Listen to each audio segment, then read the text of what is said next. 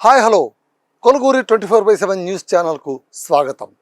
తమిళనాడు ఎన్నికలు ముగిశాయి. టీవీకే అధిపతి విజయ్ దుందుభీం రోగించారు. కని విని ఎరగనటువంటి ఈ భారీ విజయంతోన అందరూ ఉబ్బి తబ్బిబ్బైపోతున్న ఈ సమయంలోన ఒక కొత్త సమస్య వచ్చి పడింది.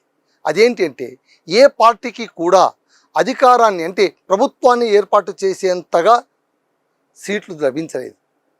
మ్యాజిక్ ఫిగర్గా 118 సీట్లు లభించాల్సి ఉండగా విజయ్ పార్టీ 108 వద్దకే ఆగిపోయింది. సో ఇక్కడ అసలు కథ మొదలైంది. తమిళనాడు ఎన్నికల్లో దళపతి విజయ్ పార్టీ టీవీకే విజయ దుందుభీం రోగించిన, ద్రవిడ పార్టీలను మట్టి కరిపించినా ఇప్పుడు ఒక కొత్త సమస్యను మాత్రం ఎదుర్కోక తప్పట్లేదు. ప్రధానంగా తమిళనాడు యువత విజయ్ను హీరోగా చూడడమే కాకుండా అతను ముఖ్యమంత్రి కావాలని కోటి ఆశలు పెంచుకునింది. ఆ దిశగానే పార్టీని విజయ తీరాలకు నడిపించింది. నిన్నటి ఎన్నికల ఫలితాల్లో విజయ్ పార్టీ టీవీకేకి 108 అసెంబ్లీ సీట్లు సాధించి రావడంతో ప్రత్యర్థులకు దిమ్మదిరిగి మైండ్ బ్లాంక్ అయినంత పని అయింది. అయితే సర్కారు ఏర్పాటుకు మ్యాజిక్ ఫిగర్ 118 సీట్లు కావడంతో ఇప్పుడు ఏం చేయాలి అనేది ఒక ప్రతిష్టంభన కొనసాగుతోంది. రాష్ట్రంలో డిఎంకే కూటమి, ఏఐడిఎంకే కూటమి, ఇవి రెండు కూటములుగానే పోటీలో ఉంటే టీవీకే పార్టీ మాత్రం కొత్త పార్టీ అయిన సింహం సింగిల్గానే వస్తుందని సింగిల్గానే వచ్చింది, సింగిల్గానే పోటీ చేసింది. అయితే ఈ మూడు అంటే రెండు కూటములు, టీవీకే పార్టీ, ఈ మూడింటికి కూడా తమిళనాడులోన స్పష్టమైన మెజారిటీ రాలేదు. ఏ పార్టీకి కూడా ప్రజలు స్పష్టమైన మెజారిటీ ఇవ్వలేదు.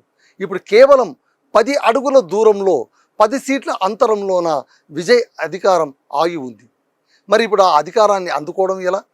దళపతి అధికారానికి దారేది? విజయ్ ముందున్న మార్గాలేవి? ఇదే ఇప్పుడు హాట్ టాపిక్గా మారుతోంది. ప్రస్తుత సినారియాలోన 6 దారులు మనకు కనిపిస్తున్నాయి. అందులో ఏది సేఫ్, ఏది బెస్టో విజయే ఎంచుకోవాల్సి వస్తుంది. నంబర్ 1, ఎన్డీఏతో చేతులు కలపడం, అంటే కేంద్రంతో చేతులు కలపడం. సంఖ్యాపరంగా ఇది చాలా సేఫ్. ఎందుకంటే ఎన్డీఏ అలయన్స్లోనే అంటే ఏఐడిఎంకే, బీజేపీ ఇవన్నీ కలిసి అక్కడ పోటీ చేసాయి కాబట్టి బీజేపీతో సఖ్యంగా ఉంటే ఖచ్చితంగా ఎన్డీఏ తోడుగా వస్తుంది, సీట్ల సంఖ్య పెరుగుతుంది. ఇక ఏ విధమైన అభ్యంతరాలు ఉండవు, ఇబ్బందులు ఉండవు. సునాయాసంగా నల్లేరుపై నడకలాగా సర్కారును ఏర్పాటు చేసేయచ్చు. ఇది చాలా సేఫ్. అంతేకాదు కేంద్రంతో సఖ్యంగా కూడా ఉండొచ్చు, రాష్ట్ర ప్రయోజనాలను సాధించుకోవచ్చు. ఏ ముఖ్యమంత్రికైనా ఇంతకంటే కావాల్సింది ఇంకేముంటుంది? అయితే ఈ దారిలోన ఓ చిన్న చిక్కుంది. బీజేపీతో సిద్ధాంతపరమైన విభేదాలు తనకు ఉన్నట్టు విజయ్ గత ఎన్నికల ప్రచారంలోనే బాహటంగా పలు సందర్భాల్లోనూ ప్రకటించారు. తమిళనాడులోన కేంద్రాన్ని ఎదిరించిన నేతనే హీరోగా ఆరాధించే సంప్రదాయం కూడా ఉంది. మరి తన భావజాలానికి విరుద్ధంగా అడుగులేస్తే అధికారం కోసమే అడ్డదారులు తొక్కారన్న అపప్రతను మూట కట్టుకోవాల్సి వస్తుందేమో. ఇది కాస్త ఆలోచించాలి కదా. సరే, ఈ మార్గాన్ని వదిలేస్తే నంబర్ 2, కూటమి మాట పక్కన పెట్టేసి, అంటే బీజేపీని పక్కన పెట్టేసి కేవలం అన్నా డిఎంకేతో నేరుగా పొత్తు పెట్టుకుంటే ఎలా ఉంటుంది? ఓ రకంగా ఇది కొంచెం బెటర్. ఎందుకంటే బీజేపీని దూరంగా ఉంచినట్టు ఉంటుంది, రాష్ట్రంలో ప్రభుత్వం ఏర్పాటుకు కావాల్సిన సంఖ్య సులువుగా దొరుకుతుంది. ఒకవేళ అన్నా డిఎంకే అంగీకరించినా, ఎందుకంటే మొదటి నుంచి కూడా టీవీకేతో తమతో కలిసి వస్తే ఖచ్చితంగా అధికారం సంపాదించుకోవచ్చని అన్నా డిఎంకే కలలు గనింది కూడా, ఆ దిశగా ప్రయత్నించింది కూడా. కాకపోతే ఇప్పుడు మనకు అందుతున్నటువంటి తాజా సమాచారం ఏంటంటే అన్నా డిఎంకేకి సంబంధించినటువంటి 10 మంది ఎమ్మెల్యేలు, తాజా ఎమ్మెల్యేలు బేషరతుగా స్వతంత్రంగా ఉత్తరం రాసేశారట విజయ్కు. మేము మీకు మద్దతు ఇస్తున్నాము, మీరు అంటే ఇప్పుడే మీ ముందు వచ్చి వాలిపోతామని. ఈ విషయాన్ని కనిపెట్టి ఏఐడిఎంకే అధినేతలు వెంటనే ఒక సమావేశం ఏర్పాటు చేసుకున్నారట. ఎవ్వరు కూడా ఎట్టి పరిస్థితుల్లోనూ తమ అనుమతి లేకుండా ఎవరికి మద్దతు ప్రకటించడానికి వీల్లేదు అని అంతలోనే కట్టుదిట్ట చర్యలు చేసినట్టుగా మనకు సమాచారం అందుతోంది.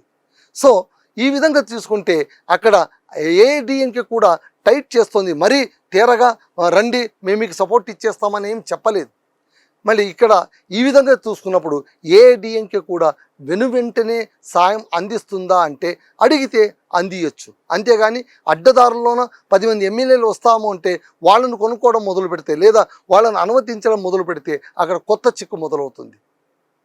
ఎమ్మెల్యేలను అడ్డంగా రాబట్టుకున్నారన్న అపప్రతను ప్రారంభంలోనే మూటగట్టుకోవడం విజయ్కు ఏమాత్రం శ్రేయస్కరం కాదు.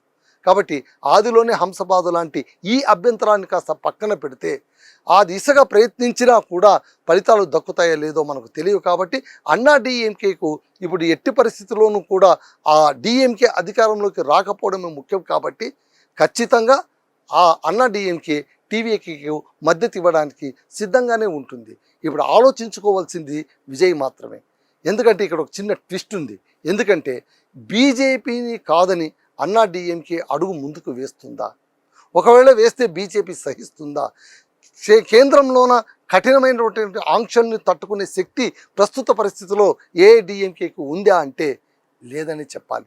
కాబట్టి ఇప్పుడు టీవీకేకు మద్దతు ఇవ్వాలి అంటే ఏఐడిఎంకే ఖచ్చితంగా అది మోడీ కనుసన్నల్లోనే జరగాలి. మోడీ కనుసన్నల్లోనే జరగడానికి మోడీ అంగీకరిస్తారా? అదేదో తనను అడగాలి కానీ అక్కడ ఏఐడిఎంకేని అడిగితే అతను ఎందుకు అంగీకరిస్తారు? ఖచ్చితంగా అంగీకరించకపోవచ్చు. సో ఇది కూడా ఈ మార్గాన్ని కూడా మనం కాస్త పక్కన పెట్టాల్సి వస్తుందేమోనని నాకైతే అనిపిస్తుంది. సో నంబర్ 2 మనకు అలా ఆగిపోయిందని పక్కన పెట్టాల్సి వచ్చింది. ఇక నంబర్ 3 ఏంటి? మూడో మార్గం ఏంటి అంటే, ఎలాగూ టీవీకే అధినేత విజయ్ తండ్రి నిన్ననే ఓ ప్రకటన చేశారు. మళ్ళీ అది తెలిసి చేశారో తెలియక చేశారో, తొందరపడి ఒక కోయిల ముందే కూసింది అన్నట్టు ఆయన ముందే కూశారో తెలియదు. కానీ ఆయన ఏమన్నారంటే, కాంగ్రెస్ని మేము మద్దతు కోరుతాము. అసలు కాంగ్రెస్ దగ్గర ఎన్ని సీట్లు ఉన్నాయని అదే ఆశ్చర్యం అనిపిస్తుంది. 5 సీట్లు అది గెలుచుకునింది. ఆ 5 సీట్లు మద్దతు ఇచ్చినంత మాత్రాన ఇక్కడ సర్కారు ఏర్పాటు చేయడానికి వీలుంటుందా? వీలుండదు. కాబట్టి విజయ్ తండ్రి అన్నట్టు కాంగ్రెస్ని సహాయం కోరాలి అంటే కాంగ్రెస్ ఏ కూటమిలో ఉంది? డిఎంకే కూటమిలో ఉంది. అంటే డిఎంకే గురించి పోరాడుతూ ఎన్నికల్లోన యాంటీగా ప్రచారం చేసి ప్రభుత్వానికి వ్యతిరేకంగా ప్రచారం చేసి ఈ సర్కారు పడిపోతే తప్ప తమిళనాడు ప్రజలకు రక్ష లేదు అని విజయ్ చెప్తూ వచ్చి గెలిచారు. మళ్ళీ ఆ కూటమిలో ఉన్నటువంటి కాంగ్రెస్ మద్దతు తీసుకోవడం అనేది ఎంతవరకు సబబు? ఇది కాస్త ఆలోచించాలి.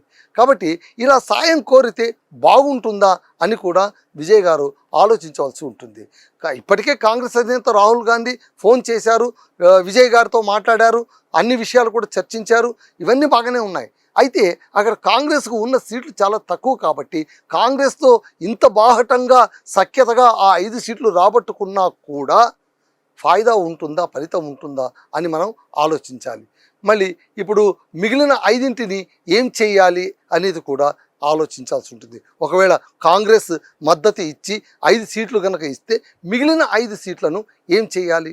పైగా 5 సీట్లు ఇచ్చినా కూడా వాళ్ళకు ఒక మంత్రి పదవో 2 మంత్రి పదవులో డిమాండ్ చేస్తే ఇచ్చి తీరాల్సిందే. సో పెద్ద పార్టీలతో పెట్టుకుంటే పరిస్థితి ఇలాగే ఉంటుంది. కాబట్టి ఈ ప్రయత్నాన్ని కూడా మనం మూడో ప్రయత్నాన్ని కూడా మనం కాస్త ఆలోచించాల్సి ఉంటుందేమో విజయ్ అని ఆలోచించాలి. ఇక 4వది నంబర్ 4 ఏంటి అంటే ఆల్ కూల్. ఇది ఏంటంటే చిన్న చిన్న పార్టీలను, ఇది ఒక రెయిన్బో లాంటిది. అంటే అన్ని పార్టీలు చిన్న చితక 1 సీటు 2 సీటు 3 సీట్లు ఇట్లా రాబట్టుకున్నాయి కదా, వాటన్నింటినీ కూడా కూడగట్టుకొని ఆ పార్టీలతో సఖ్యంగా ఉంటూ వాటి మద్దతు కూడగట్టుకుంటే ఖచ్చితంగా అవి 11, 12 సీట్లు అవుతాయి. కాబట్టి ఆ సీట్లన్నింటినీ కూడగట్టుకొని సర్కార్ని ఏర్పాటు చేయొచ్చు. ఇది కొంచెం పేచీ లేని వ్యవహారం. ఎందుకు అంటే పెద్ద పార్టీలతో అలయన్స్ ఉండదు, చిన్న చిన్న వాళ్ళని నమ్ముకొని కాస్త ముందుకెళ్ళొచ్చు కూడా. ఇక్కడ స్వేచ్ఛ ఉంటుంది, స్వతంత్రత ఉంటుంది, ఇవన్నీ ఉంటాయి. అయితే తలనొప్పి కూడా ఉంటుంది. ఎందుకు అంటే సుస్థిరమైనటువంటి ప్రభుత్వాన్ని అందించడం సాధ్యపడుతుందో లేదో మనం కాస్త ఆలోచించాల్సి ఉంటుంది. ఎందుకంటే ఈ చిన్న పార్టీలు ఏ క్షణంలోనైనా తోక ముడిచేయచ్చు, రైట్ అబౌట్ టర్న్ అని అనొచ్చు, లేదా బ్లాక్మెయిల్ చేయొచ్చు, లేదా నాకు అది కావాలి ఇది కావాలని గొంతెమ్మ కోరికలు కోరొచ్చు.